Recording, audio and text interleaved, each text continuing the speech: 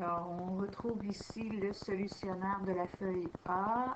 Dans le premier numéro, simplement des opérations avec les nombres négatifs. Un petit rappel sur les opérations avec les nombres négatifs, mais plus particulièrement les multiplications et les divisions.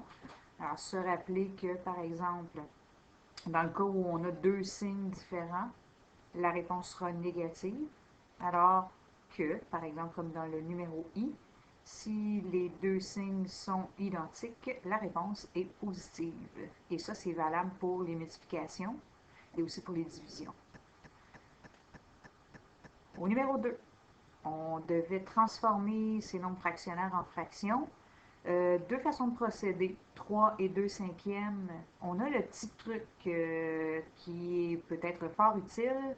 Alors, on prend l'entier, on le multiplie par le dénominateur et on ajoute le numérateur, d'où le 3 fois 5 plus 2.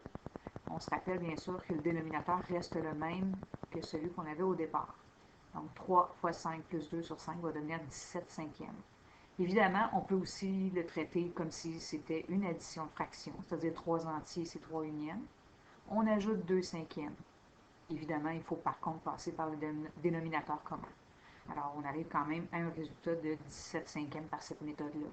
Là où il faut faire un petit peu plus attention, c'est dans le cas du numéro B, où est-ce qu'on a un nombre fractionnaire négatif. Alors, attention, parce que si on applique le petit truc, on sera porté à faire moins 5 fois 3 plus 2. Et ce serait une grave erreur parce que le négatif s'applique à toute l'expression. C'est pour ça que j'ai rajouté des parenthèses d'ailleurs. Alors, on traite d'abord le 5 fois 3 plus 2 sur 3. On ajoute le négatif par la suite. C'est toute l'expression qui est négative. D'où le moins 17 tiers et non pas moins 13 tiers qu'on aurait obtenu autrement. Au numéro 3, des priorités des opérations, PEMA, PEMA, petit acronyme, simplement pour se rappeler dans quel ordre faire notre priorité des opérations. Donc, parenthèse, exposant, multiplication et addition. Alors ici, évidemment, on va faire notre multiplication en premier. J'attire votre attention sur le numéro B, où est-ce qu'on a des exposants.